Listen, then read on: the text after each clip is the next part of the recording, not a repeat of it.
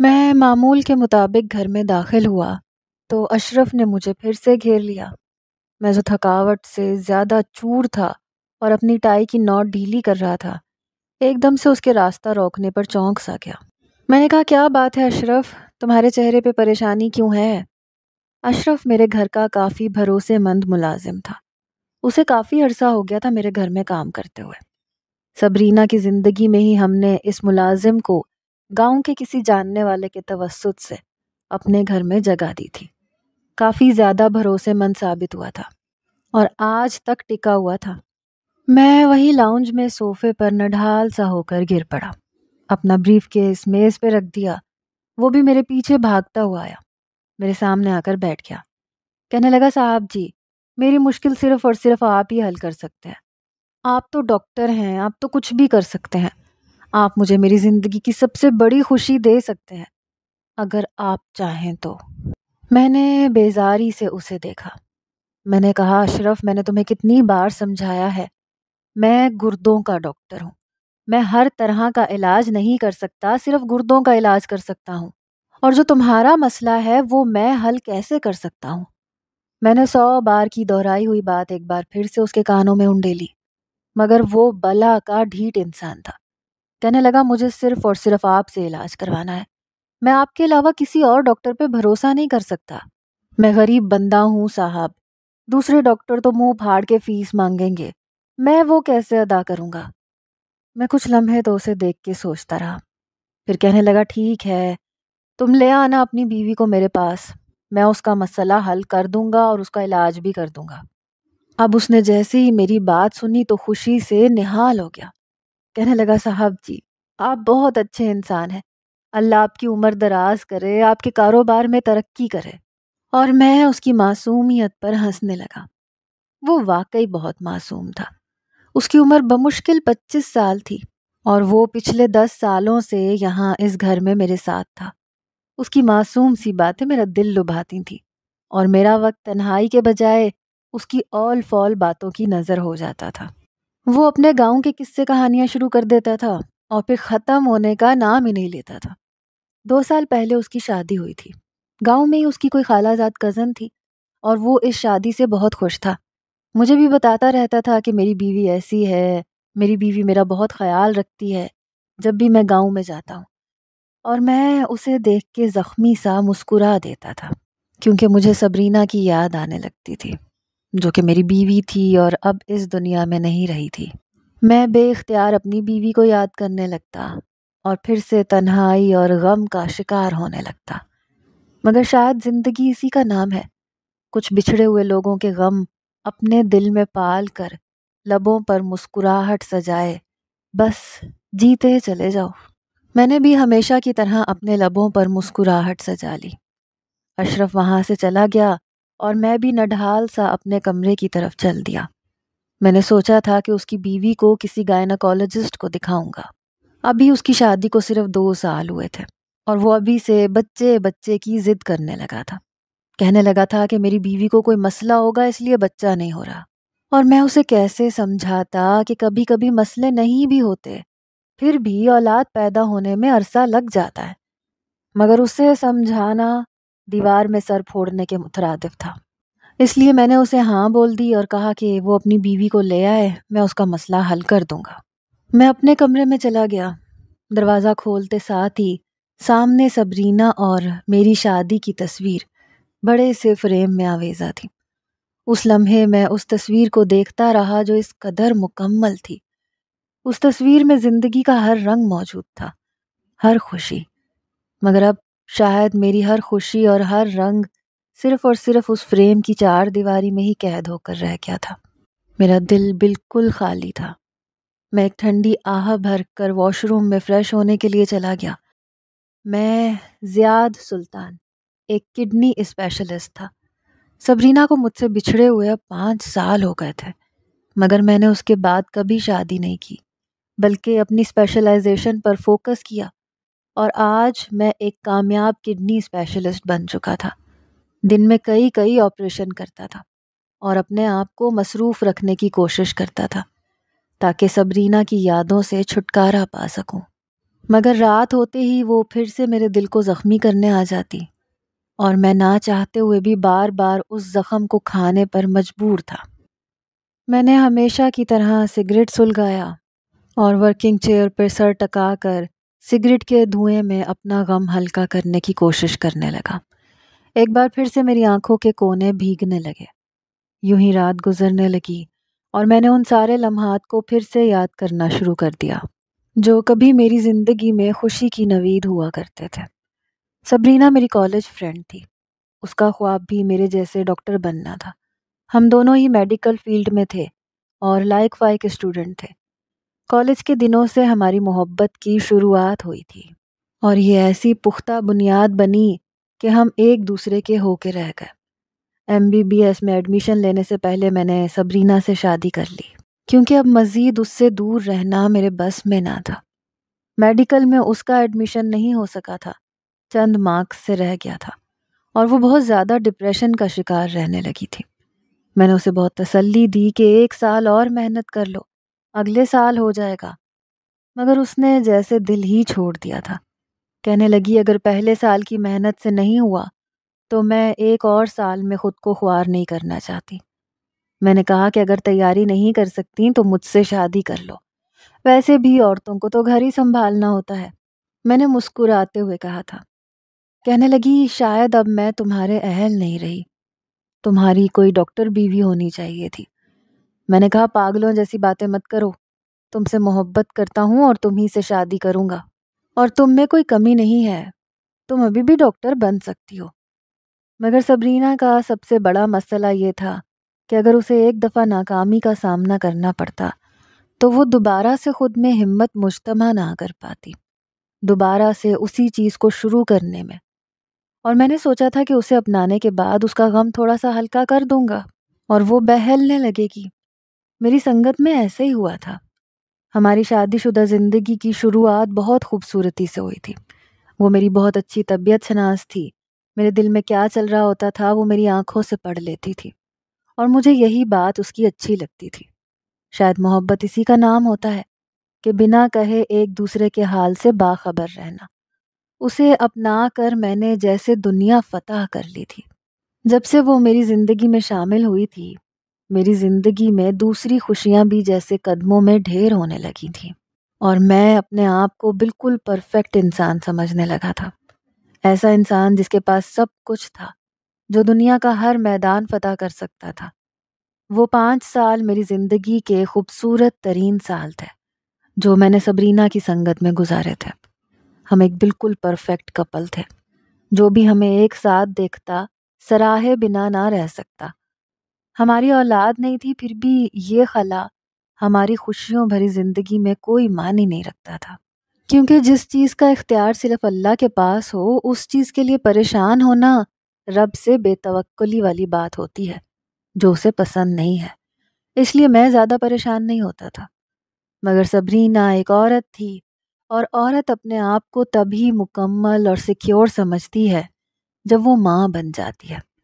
میں اسے تسلی دیتا تھا، کہتا تھا کہ تم میں کوئی مسئلہ نہیں ہے، پھر پریشان کیوں ہوتی ہو؟ سب ٹھیک ہو جائے گا، زندگی کی یہ خوشی بھی ہمیں مل جائے گی، بس اللہ پہ بھروسہ رکھو۔ اور وہ میری باتوں سے بہلنے لگتی تھی۔ میرا MBBS کمپلیٹ ہو چکا تھا۔ اس دن میں بہت خوش تھا۔ سبرینا کی سنگت میں ایک اور خواب کی تکمیل ہو چکی تھی۔ اسی خوشی میں میں اسے سرپرائز ڈنر کروانا چاہتا تھا، کیونکہ پچھلے کچھ دنوں سے میں اس پر توجہ نہیں دے پا رہا تھا، اپنی ٹف روٹین اور ایگزامز کی وجہ سے، اور گھر سے بھی دور رہا۔ وہ فون پہ شکوے کرتی کہ تم مجھے بھولنے لگے ہو، اور میں مسکرا کے کہتا کہ تمہیں بھول کر میں مرنا نہیں چاہتا، تمہارا خیال ہر دم میری رگوں میں خون کو بہائے رکھتا ہے۔ اور آج بالآخر 1 ماہ بعد میں اس سے ملنے والا تھا۔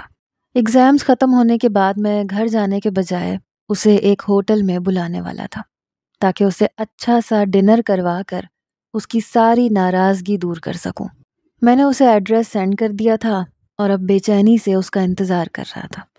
ہوٹل ہمارے فلیٹ سے 1 گھنٹے کی مسافت پر تھا۔ شاید اسے گھر سے نکلے ہوئے آدھا گھنٹہ گزر گیا تھا۔ میں بار بار گھڑی دیکھ رہا تھا ویٹر بار بار مجھ سے آ کر پوچھ رہا تھا کہ آپ نے آرڈر کب کرنا ہے، اور میں اس سے کہہ رہا تھا کہ جب میری وائف آئیں گی تب، اور وہ مسکرا کے واپس پلٹ جاتا۔ مگر 1 سے 2 گھنٹے گزر گئے اور وہ نہ آئی۔ مجھے تشویش سی ہونے لگی کیونکہ مجھے لگتا تھا کہ وہ تو اڑ کے میرے پاس پہنچ جائے گی۔ میں بار بار اسے کالز کر رہا تھا مگر وہ پک بھی نہیں کر رہی تھی۔ اب تو میں بالکل پاگل سا ہو گیا تھا۔ ہوٹل سے باہر نکل آیا، ابھی تک اسے کالز کر رہا تھا۔ میں نے ہاتھ کے اشارے سے ایک ٹیکسی رکوائی کیونکہ گاڑی سبرینا کے پاس تھی، اس لیے میں ٹیکسی میں آیا تھا۔ میرا دل انجانے واہموں کا شکار تھا کیونکہ وہ چاہے مجھ سے روٹھ بھی جاتی تھی تب بھی پہلی گھنٹی پہ ہی فون اٹھا لیتی تھی۔ جب میں ٹیکسی میں سوار ہو چکا تو ایک بار پھر سے نمبر ڈائل کیا اور بالآخر 11ویں گھنٹی پہ فون اٹھا لیا گیا، اور میں اسے سنے بغیر ہی اس پہ غصہ کرنے لگا کہ سبرینا یہ کیسا مذاق ہے یار، پاگل ہو گیا ہوں تمہیں فون کر کر کے، فون کیوں نہیں اٹھا رہی تھی؟ مجھ سے بدلہ لینے کا یہ اچھا طریقہ ہے تمہارا؟ مگر کچھ دیر کی خاموشی کے بعد جو آواز میرے کانوں سے ٹکرائی وہ سبرینا کی نہیں تھی، اور جو کچھ مجھے بتایا جا رہا تھا وہ مجھے پورا پاگل کرنے کے لیے کافی تھا، کیونکہ سبرینا کا ایکسیڈنٹ ہو چکا تھا۔ مجھ سے ملنے کی جلدی میں شاید وہ گاڑی تیز چلا رہی تھی، سامنے سے ایک ٹرک سے ٹکر ہو گئی اور گاڑی کے ساتھ شاید سبرینا کے بھی پرخچے اڑ گئے۔ وہ اس وقت انتہائی کریٹیکل اسٹیج میں ہاسپٹل میں تھی۔ میری زندگی بھر کی خوشیاں اور کامیابیاں ایک ہی لمحے میں ریت کی طرح میری مٹھی سے پھسل گئیں، اور میں اتنا بے بس تھا کہ مٹھی زور سے بھینچ کر انہیں پھسلنے سے روک بھی نہیں سکتا تھا، کیونکہ وہ پھر بھی ہاتھ سے پھسل ہی جاتی۔ میں کس طرح سے ہاسپٹل پہنچا یہ میں ہی جانتا تھا۔ کوئی بھی مجھے دیکھتا تو یہ جاننے میں دیر نہ لگاتا کہ یہ ایک ایسا انسان ہے جو شاید اپنی زندگی کو واپس لانے کے آخری جتن کر رہا ہے، مگر وہ ہاتھوں سے نکلتی جا رہی ہے۔ ایمرجنسی روم کے سامنے کھڑا میں ڈاکٹرز کی منتیں کر رہا تھا کہ پلیز مجھے سبرینا سے ایک بار ملنے کی اجازت دے دیں۔ وہ مجھ سے کچھ کہنا چاہتی ہوگی کیونکہ اس نے مجھ سے فون پہ کہا تھا کہ ایک سرپرائز میرے پاس بھی ہے تمہارے لیے، اور وہ میں تم سے روبرو مل کے بتاؤں گی، اسی لیے تو میں اس قدر بے چینی سے اس کا انتظار کر رہا تھا۔ مگر ڈاکٹر کس قدر ظالم ہوتے ہیں، انہیں ایمرجنسی روم سے باہر کھڑے انسان کی کوئی فکر نہیں ہوتی، جن کی جان ایمرجنسی روم کے اندر لیٹے اپنے جان سے پیارے کی جان میں اٹکی ہوتی ہے، اور شاید اس کی جان نکلنے سے پہلے ہماری جان نکل چکی ہوتی ہے، مگر ہم پھر بھی بت بنے کھڑے رہتے ہیں اس زمین پر پورے قد کے ساتھ، کہ جس زمین کے اندر وہ اپنے اس جان سے پیارے کو دفنانے والے ہوتے ہیں۔ میں بھی بے جان وجود کے ساتھ ڈاکٹر کے الفاظ سن رہا تھا، وہ 3 لفظ جو میری ہستی کو تہہ بالا کر کے رکھ دیں گے، آئی ایم سوری۔ مجھے لگا شاید یہ مذاق ہے، شاید سبرینا مجھے تنگ کرنے کے لیے ڈرامہ کر رہی ہے، ابھی لبوں پہ مسکراہٹ سجائے میرے سامنے ہوگی وہ، اور میرے سینے سے لگ کے کہے گی کہ دیکھو تڑپانا صرف تمہیں نہیں آتا بلکہ میں بھی اس میں ماہر ہوں۔ مگر جب وہ باہر آئی تو اس کے لب بالکل نیلے اور جامد تھے، اس کا خوبصورت بے داغ چہرہ خون آلود تھا، اس کے سر پر گہری چوٹ لگی تھی، خون بے تحاشا بہنے کی وجہ سے وہ ایک دم دم توڑ گئی تھی۔ بھلا ایسے بھی کبھی ہوتا ہے کہ اپنی زندگی کو پرفیکٹ بنانے کے چکر میں آپ سب کچھ تباہ کر دیں؟ سبرینا کی موت کے ساتھ ایک اور خبر بھی ڈاکٹر نے مجھے سنائی تھی، جسے سن کر مجھے لگا کہ شاید اب میں کبھی دوبارہ نارمل زندگی نہیں گزار پاؤں گا، کیونکہ شاید میں اس کا مجرم تھا۔ نہ میں اسے جلدی آنے کا کہتا، نہ وہ عجلت میں ڈرائیو کر کے آتی، تو شاید آج ہم دونوں ایک ساتھ ہوتے اور اس تیسرے انسان کے آنے کی خوشی کو سیلیبریٹ کر رہے ہوتے جو سبرینا کے اندر ہی دم توڑ گیا تھا، وہ جس کی خوشی مجھ سے بانٹنے والی تھی، جو اس کے وجود کو مکمل کرنے والا تھا، 5 سال کی ریاضتوں کے بعد ہمیں ملنے والا تھا، ہمارا بچہ۔ کیونکہ ڈاکٹر نے پوسٹ مارٹم کی رپورٹ میرے سامنے رکھی تو اس میں یہ بھی لکھا تھا کہ سبرینا پریگننٹ تھی۔ وہ رپورٹ میرے ہاتھ سے چھوٹ کے فرش پر گری تھی، اور ساتھ ہی میں بھی پورے قد سے گرا تھا۔ سگریٹ کا دھواں پورے کمرے میں پھیل چکا تھا اور شاید آنکھوں میں چبھ رہا تھا کہ آنسو پھر سے رواں ہو چکے تھے۔ آج پھر مجھے وہ شدت سے یاد آئی تھی جسے بچھڑے 5 سال ہو چکے تھے، مگر یہ زخم ابھی بھی تازہ تھے۔ میں نے اس کی یادوں سے پیچھا چھڑوانے کے لیے خود کو اور مصروف کر لیا تھا، اسپیشلائزیشن کے لیے اپلائی کر لیا تھا۔ آج میں ایک کامیاب سرجن تھا، مگر میرے دل کے ٹانکے جو اپنے ہاتھوں سے بار بار لگاتا تھا، اسے جوڑنے کی کوشش کرتا تھا، وہ پھر سے ادھڑنے لگتے تھے، کیونکہ میرے پاس اپنے دکھ کا کوئی علاج نہیں تھا۔ اگلے روز اشرف گاؤں چلا گیا، کہا کہ 3-4 دن بعد وہ اپنی بیوی کو واپس لے کر لوٹے گا۔ میں نے کہا ٹھیک ہے، جاؤ۔ میں ایک بار پھر سے اپنی روٹین میں بیزی ہو گیا۔ تیسرے دن وہ ایک کم سن سی دبلی پتلی سی لڑکی کو میرے پاس لے کر آیا، جس نے چادر سے خود کو ڈھانپا ہوا تھا، نظریں زمین میں گڑی ہوئی تھیں، شاید وہ شرما رہی تھی۔ اشرف اسے گھوری ڈال رہا تھا کہ صاحب کو سلام کرو، اور میں اپنے دونوں ہاتھ جیبوں میں ڈالے ہوئے اسے دلچسپی سے دیکھنے کی کوشش کر رہا تھا، جس نے اپنا چہرہ اوپر نہیں کیا تھا۔ اس کے لبوں سے ہلکا سا سلام خارج ہوا، جو شاید اس قدر کپکپا کر نکلا کہ اس کے ہجے الگ الگ سے ہو گئے تھے۔ میں نے مسکرا کر اسے سلام کا جواب دیا اور کہا کہ پریشان مت ہو، میں ڈاکٹر ہوں، کوئی خون خوار بھیڑیا نہیں ہوں، تمہیں مجھ سے ڈرنے کی ضرورت نہیں ہے۔ اس نے ایک دم سے اپنا چہرہ اوپر کیا، اس کی آنکھیں مجھ پر واضح ہوئیں، اور میں انہیں دیکھ کر جیسے ٹھٹک گیا، کیونکہ ایسی آنکھیں میں نے پہلے بھی دیکھ رکھی تھیں۔ یہ وہ آنکھیں تھیں جن میں میرا جہان بستا تھا، اور جب وہ بند ہوئیں تو لگا کہ شاید دنیا تہوبالا ہو گئی۔ آج پھر سے میں ان آنکھوں کو دیکھ رہا تھا۔ وہ لڑکی جس کا نام سبین تھا، اس کی آنکھوں کا رنگ سبز تھا جیسے سبرینا کی آنکھوں کا تھا۔ مجھے ایک پل کے لیے اس کی شدت سے یاد آئی، وہ لمحہ جب میں اس کی آنکھوں میں آنکھیں گاڑے اسے فرصت سے دیکھ رہا تھا، اور وہ میری اس عادت سے پریشان ہو جاتی تھی، نروس ہونے لگتی تھی، کہتی تھی ایسا بھی کیا ہے میری آنکھوں میں کہ تم دیکھتے دیکھتے نہیں تھکتے ہو؟ اور میں اسے کیا بتاتا کہ ان میں کیا کھوجتا ہوں؟ میں کہتا تھا کہ ان آنکھوں میں نے خود کو کسی زمانے میں گم کر لیا تھا، اب ان میں اپنا آپ تلاش کرتا ہوں، مگر مجھے مل کے نہیں دے رہا۔ اور وہ میرے کندھے پر ایک چپت رسید کرتی، کہتی جو خود کو جان بوجھ کے کہیں گم کر لیں پھر وہ دوبارہ نہیں ملا کرتے، چاہے جتنے مرضی جتن کر لیں۔ اور آج میں 5 سال بعد ویسی ہی آنکھیں دیکھ رہا تھا۔ اتنی مماثلت، بھلا یہ کیسے ممکن ہو سکتا ہے؟ اشرف ایک دم سے میرے سامنے آیا اور میں نے وہ خوبصورت منظر اپنی آنکھوں سے اوجھل ہوتے دیکھا۔ مجھے اچھا نہیں لگا تھا۔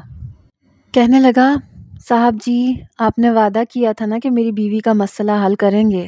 آپ کو تو پتہ ہے نا، میں اپنے گھر والوں کا اکلوتا وارث ہوں، اور میری ماں مجھے بار بار طعنے مارتی ہے بے اولادی کے۔ اس جھلی کو بھی بہت پریشان کرتی ہے، کہتی ہے کہ اس سال اگر تو نے ہمیں بچہ نہ دیا تو اشرف سے تیری طلاق کروا کے اس کی دوسری شادی کروا دوں گی، اور میں نہیں چاہتا کہ میں اس کو چھوڑوں۔ اس بیچاری کو بھلا پھر کون اپنائے گا اگر میں نے بھی اسے چھوڑ دیا تو؟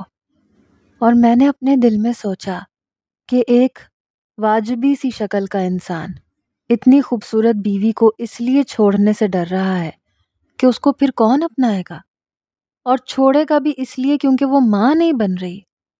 کیسا عجیب نظام ہے دنیا کا کہ ایک عورت کی اپنی کوئی شناخت ہی نہیں، اس کی اپنی کوئی حیثیت نہیں۔ اگر وہ کسی کی بیوی ہے اور بچے پیدا نہیں کر سکتی تو اسے چھوڑ دینا چاہیے۔ کیا میاں بیوی کا آپس میں کوئی رشتہ نہیں ہوتا؟ اس رشتے کی کوئی حیثیت نہیں ہوتی؟ بہت سارے سوال میرے ذہن میں گردش کر رہے تھے جن کے جواب کہیں نہیں تھے، یا جن کے جواب میں اس بندے کو سمجھا نہیں سکتا تھا جو معمولی اور سطحی سوچ رکھنے والا انسان تھا۔ اس سے پہلے کہ میں اسے کوئی بھی جواب دیتا، اس نے کہا کہ اگر میری بیوی آپ کے علاج کے بعد بھی بچہ پیدا نہ کر سکی تو مجھے دوسری شادی کرنی پڑے گی صاحب، اور اس بیچاری کو چھوڑنا پڑے گا۔ میں مشکل میں پھنس جاؤں گا جی، میری اماں تو میرا جینا حرام کر کے رکھ دے گی۔ میں واضح طور پہ محسوس کر سکتا تھا کہ اشرف کی اس بات نے اس کے پیچھے کھڑی لڑکی کے وجود میں ایک واضح لغزش پیدا کر دی تھی۔ وہ شاید کانپ رہی تھی یا شاید رو رہی تھی، کیونکہ اس کی سسکاریاں مجھے اپنے کانوں میں سنائی دے رہی تھیں، اور میں اس قدر بے چین ہوا کہ اشرف کو پیچھے دھکا دے کر درمیان میں سے ہٹایا اور اس لڑکی کے قریب گیا جو اپنی سیاہ چادر سے اپنی سرخ ناک رگڑ رہی تھی۔ اس کا چہرہ مزید مجھ پر واضح ہوا۔ وہ کس قدر معصوم اور پیاری لڑکی تھی۔ کیا یہ لڑکی اشرف جیسا شوہر ڈیزرو کرتی تھی؟ کیا یہ لڑکی صرف اس وجہ سے ٹھکرایا جانا ڈیزرو کرتی تھی کہ یہ ماں نہیں بن رہی؟ مجھے جی بھر کر ملال ہوا تھا۔ میرا بس نہیں چل رہا تھا کہ اس کو کیسے چپ کرواؤں کہ اس کے چہرے پر مسکراہٹ آ جائے۔ میں نے اس کے سر پہ ہاتھ رکھا، کہا کہ سبین پریشان مت ہو، جن کاموں میں بندے کا کوئی چارہ نہ چلے اس پر روتے نہیں ہے، بلکہ رونا ایسے لوگوں کی سوچ پر آنا چاہیے جو عورت کو صرف بچہ پیدا کرنے کی مشین سمجھتا ہے، اور اگر وہ نہ کر پائے تو اسے خراب سمجھ کے کباڑ خانے میں پھینک آتے ہیں۔ یہ بات میں نے اشرف کو چبھتی نظروں سے دیکھ کر کہی تھی۔ پھر سبین کی طرف دیکھا، کہا کہ تم بالکل بھی پریشان مت ہو، میں تم سے وعدہ کرتا ہوں تمہاری ساری پریشانی دور کر دوں گا۔ اس نے پھر سے میری آنکھوں میں دیکھا۔ سبز آنکھیں بے رنگ آنسوؤں سے تر تھیں اور کسی سرسبز جھیل کا منظر پیش کر رہی تھیں، جن کی سرسبز گھاس پر پانی کی آبشار بہتی ہو، اور یہ پانی تو پتھروں میں بھی سوراخ کرنے کی طاقت رکھتا ہے۔ میرا دل بھی تو پتھر کا ہی تھا نا، جو سبرینا کے بعد کبھی نہ دھڑکا، سخت پہروں میں رکھا گیا۔ مگر زندگی کا سب سے بڑا المیہ یہ ہے کہ جب ہم جینے کی امید چھوڑ دیتے ہیں، ہمارا جسم جب آخری سانسیں لے رہا ہوتا ہے، تب جا کر ایک نئی زندگی کی روح ہمارے اندر پھونک دی جاتی ہے، جو اس پرانی بوسیدہ سی زندگی کو جڑ سے اکھاڑنے لگتی ہے، اور ہم ان اذیت ناک یادوں سے چھٹکارا پانے کے لیے اس نئی سانس لیتی زندگی کو اپنے اندر محسوس کرنے لگتے ہیں۔ میرے لیے بھی وہ لڑکی شاید ایک نئی زندگی کی نوید بن کر آئی تھی، مگر مسئلہ یہ تھا کہ وہ ایک شادی شدہ لڑکی تھی۔ میں نے فوراً سے اپنی نظریں جھکا لیں اور اپنے کمرے میں چلا گیا۔ میں ایسا آدمی نہیں تھا جو کسی بھی لڑکی پر اسیر ہو سکتا۔ اگر ایسی کوئی بات ہوتی تو میں سبرینا کی یادوں میں پورے 5 سال تک گم نہ رہتا۔ حالانکہ اس دوران مجھے بہت ساری لڑکیوں نے خود سے پروپوز کیا تھا، مگر میں نے آنکھیں، کان، ناک سب کچھ بند کر رکھا تھا، خود پر اپنی زندگی حرام کر دی تھی۔ مگر یہ لڑکی اور اس کی آنکھیں مجھے پھر سے سبرینا کی یاد دلا رہی تھیں۔ کیا میں صرف سبرینا کی وجہ سے اس کی طرف اٹریکٹ ہو رہا تھا، یا واقعی میرا دل کسی نئی منزل پر گامزن تھا؟ میں ابھی اس فیصلے پہ پہنچ نہیں پایا تھا کہ دروازے پر دستک ہوئی۔ یقیناً اشرف ہی ہوگا، مگر جیسے ہی دروازے کی طرف پلٹ کر دیکھا، وہ سبین تھی جو سر جھکائے کھڑی اندر آ رہی تھی۔ میں اسے دیکھ کر بالکل سکتے میں آ گیا۔ میں نے کہا، یہ کیا بات ہے سبین؟ کہنے لگی، صاحب جی، میں اپنی آخری امید لے کر آپ کے پاس آئی ہوں، کیونکہ میری ساس نے میرا جینا حرام کر رکھا ہے اور میرا باپ میرے سر پہ نہیں ہے۔ اگر اشرف نے مجھے طلاق دے دی تو میں کہاں جاؤں گی؟ میری تو زندگی تباہ ہو جائے گی۔ آپ ایک ڈاکٹر ہیں، اور ڈاکٹر تو پورے جادوگر ہوتے ہیں، ان کے ہاتھ میں تو جادو ہوتا ہے۔ وہ ہمارے محلے کی رخسانہ ہے نا جی، اس کی بھی اولاد نہیں ہو رہی تھی۔ بڑے اس نے پیروں فقیروں سے دم کروائے، مگر اسے آخر میں ڈاکٹر نے ایسی دوائی دی، 1 مہینے کے اندر اندر اس کا حمل ٹھہر گیا تھا۔ آج میں اس کی گود میں بچہ دیکھتی ہوں تو میرا بھی دل چاہتا ہے۔ میں اسے غور سے سن رہا تھا۔ وہ کتنی معصوم اور سادہ دل تھی، جس کی زندگی کا مقصد صرف اور صرف اولاد پیدا کرنا تھا۔ اسے لگتا تھا کہ اگر اولاد اسے مل جائے گی تو اس کی ساری زندگی سے آزمائشوں اور دکھوں کا صفایا ہو جائے گا، مگر شاید وہ غلط تھی، کیونکہ ہمیں لگتا ہے کہ ایک چیز ہمیں مل جائے گی تو ہماری زندگی بالکل پرفیکٹ ہو جائے گی، مگر ہم غلط ہوتے ہیں، کیونکہ اس چیز سے جڑی ایک اور آزمائش ہماری منتظر ہوتی ہے۔ شاید زندگی اسی کا نام ہے۔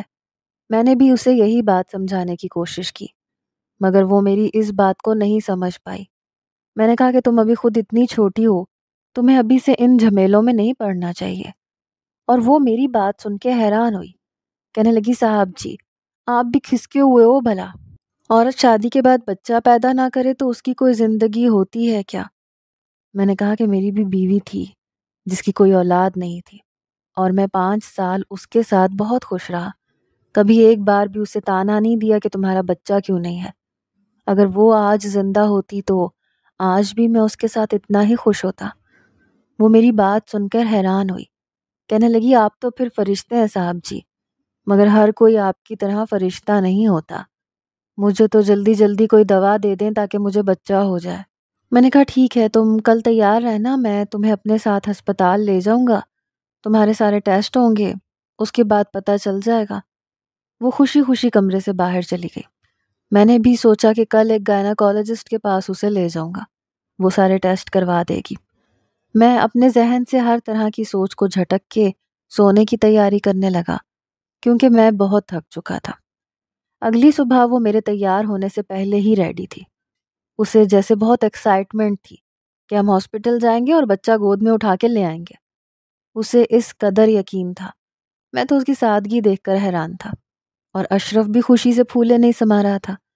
وہ دونوں سادہ لو دیہاتی تھے، اور میں بھی کتنا پاگل تھا، نہ جانے کیا کچھ سوچنے لگا تھا۔ وہ دونوں ایک ساتھ ہی اچھے لگتے تھے۔ اللہ ان کے نصیب میں یہ خوشی ضرور لکھے گا۔ میں نے دل سے دعا کی تھی۔ اسے اپنے ساتھ لے کر روانہ ہو گیا۔ اشرف بھی میرے ساتھ ہی تھا۔ کہنے لگا صاحب جی، ہم دونوں مل کر یہ خوشخبری سنیں گے۔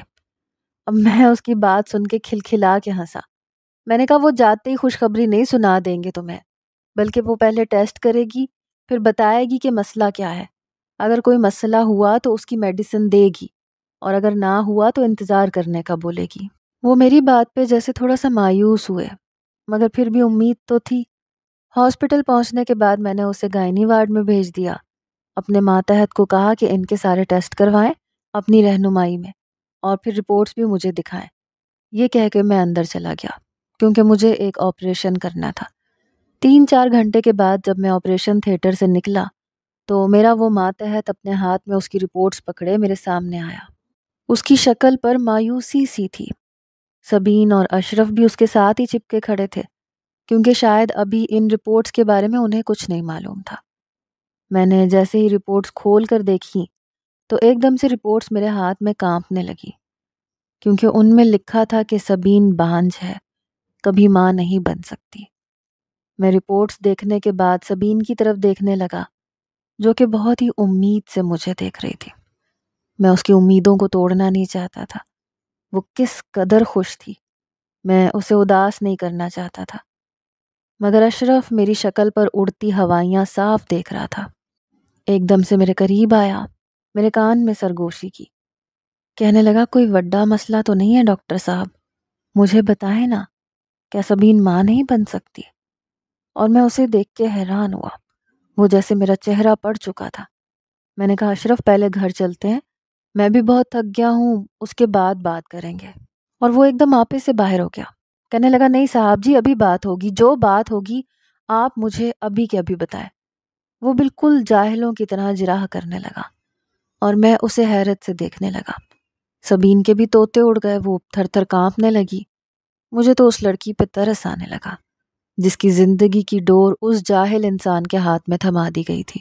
میں نے اشرف کی آنکھوں میں آنکھیں ڈال کر کہا کہ سبین کبھی ماں نہیں بن سکتی، کیونکہ رپورٹ کے مطابق یہ بانجھ ہے۔ ہاں کچھ سالوں کے بعد اگر اس کا علاج ہوا تو شاید کچھ امید جاگ جائے۔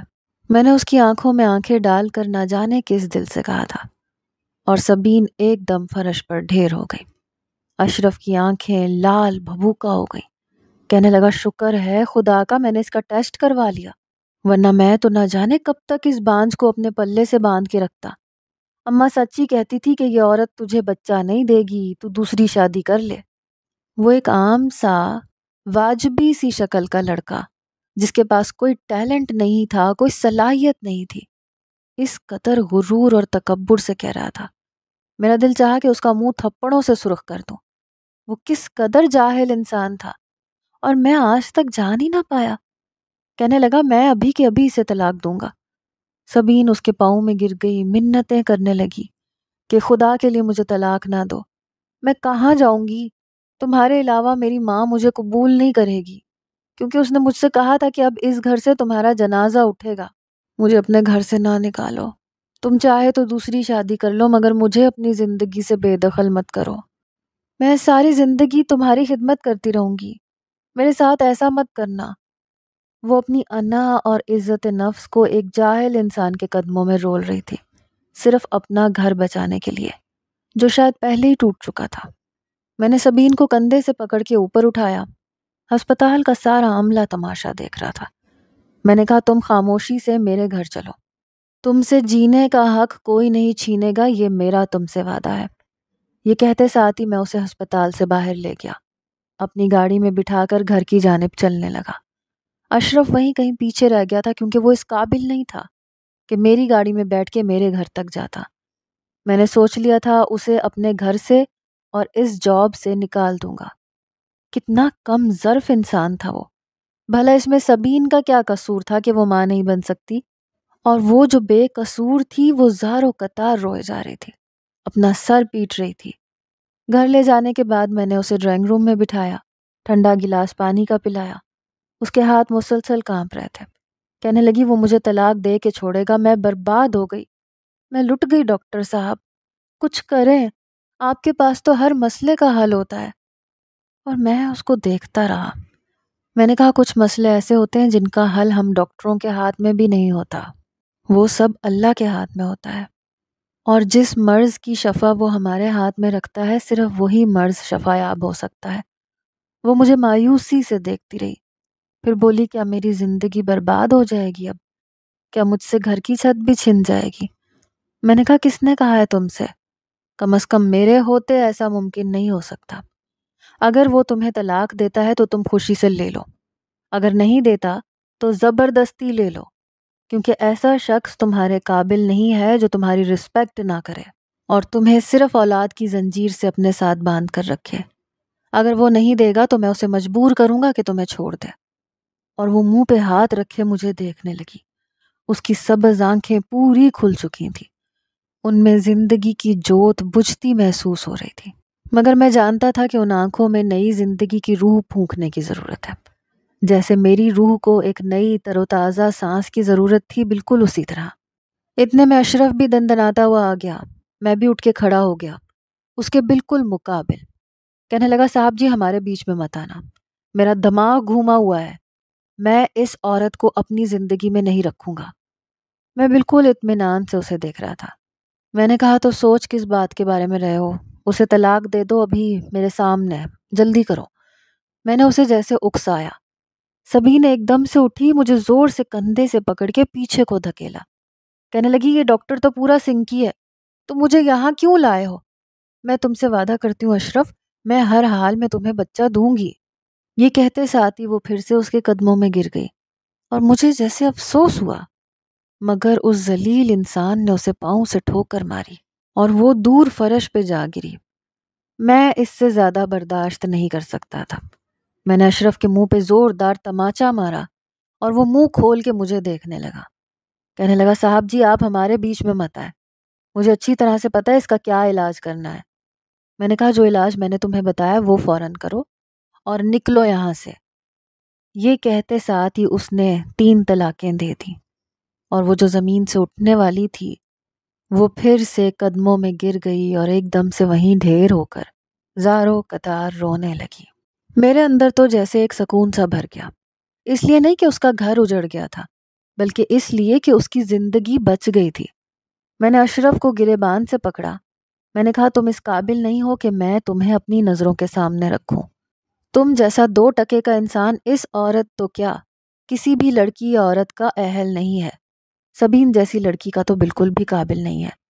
اسی لیے ابھی اور اسی وقت اپنا بوریا بسترا باندھو اور نکلو یہاں سے۔ اور رہا معاملہ سبین کا تو یہ یہیں رہے گی، اپنی عدت کے دن یہ یہیں گزارے گی، اس کے بعد میں اس سے شادی کروں گا۔ کیا تمہیں اس پر کوئی اعتراض ہے؟ وہ مجھے منہ کھولے دیکھنے لگی۔ سبین جیسے سکتے میں آ گئی کہ میں یہ کیا ہول فول بک رہا ہوں۔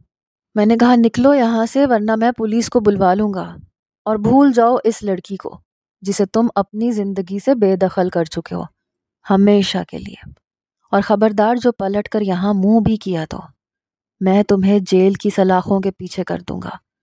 وہ ایک دم سے ہراساں ہو گیا۔ کہنے لگا صاحب جی آپ بھی پاگل ہیں، اس عورت سے آپ کو کیا ملے گا؟ یہ بچہ تو پیدا نہیں کر سکتی۔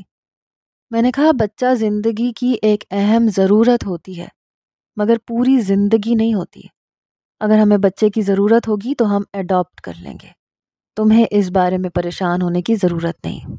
میں نے اسے دھکے مار کر گھر سے نکال دیا اور سبین بالکل سکتے کے عالم میں مجھے دیکھ رہی تھی۔ کہنے لگی صاحب جی، جو آپ نے ابھی کہا کیا وہ سچ ہے؟ میں نے کہا ہاں بالکل سچ ہے، کیونکہ وہ شخص تمہارے قابل نہیں ہے۔ تم اپنی عدت کے دن یہاں گزارو، تمہیں کوئی پریشانی نہیں ہوگی۔ اس کے بعد اگر تم چاہو تو میں تمہیں اپنی زندگی میں شامل کر سکتا ہوں۔ کہنے لگی لیکن میں ماں تو نہیں بن سکتی نا۔ میں نے کہا میری پچھلی بیوی 5 سال تک اس صلاحیت سے محروم رہی، اور جب اس کے اندر نئی زندگی کی امید جاگی تو اس کی اپنی زندگی کی جوت بجھ گئی۔ میں تمہیں کبھی بھی بے اولاد ہونے کا طعنہ نہیں دوں گا، نہ تم سے چھت چھینوں گا۔ بولو کیا مجھ سے شادی کرو گی؟ اور وہ بے آواز رونے لگی۔ اسے شاید یہ سب مذاق لگ رہا تھا، مگر جب اس کی عدت مکمل ہوئی اور میں نے اسے پھر سے نکاح کی بات کی تو اس نے خاموشی سے سر جھکا دیا۔ کہا کہ آپ مجھ سے اجازت مانگ بھی کیوں رہے ہیں؟ یہ تو آپ کا احسان ہوگا مجھ غریب پر۔ میں نے کہا یہ احسان نہیں ہے، نہ میں تم پہ ترس کھا رہا ہوں، بس میں ایک نئی زندگی شروع کرنا چاہتا ہوں تمہاری سنگت میں، کیونکہ اذیت ناک یادیں مجھے عمر سے پہلے بوڑھا کر دیں گی اور میں ابھی بوڑھا نہیں ہونا چاہتا۔ میں نے مسکرا کر کہا اور اس نے بھی اپنے پلو کو دانتوں تلے دبایا اور سر جھکا لیا۔ شاید یہ اس کی طرف سے رضامندی کا سندیسہ تھا۔